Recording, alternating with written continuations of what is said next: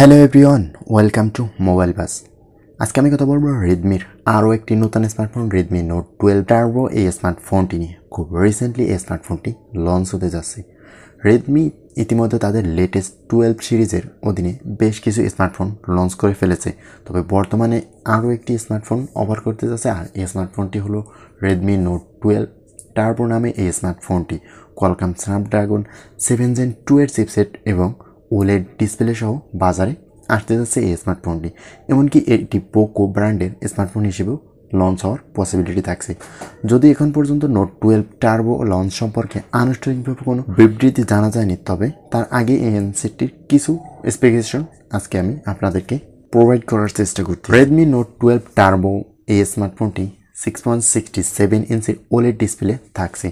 Full HD plus resolution সহ 120 Hz refresh rate offer করবে ফোনটি ডিসপ্লেতে।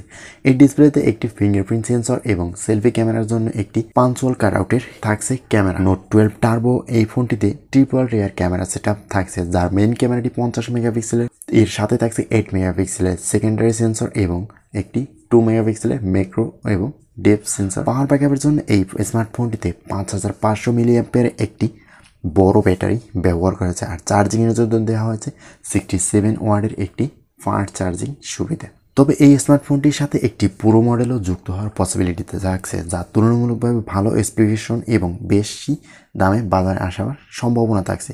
বর্তমান ডিভাইসগুলিতে সম্পর্কে রেডমির তরফ থেকে আনুষ্ঠানিকভাবে কোনো তথ্য প্রকাশ না হলেও খুব রিসেন্টলি আসার পসিবিলিটি থাকছে। তো এই স্মার্টফোনটি কেমন হতে পারে অবশ্যই কমেন্ট করে জানাবেন। আজকের ভিডিওটি এই পর্যন্তই, কথা হবে নেক্সট কোনো ভিডিওতে। আল্লাহ হাফিজ।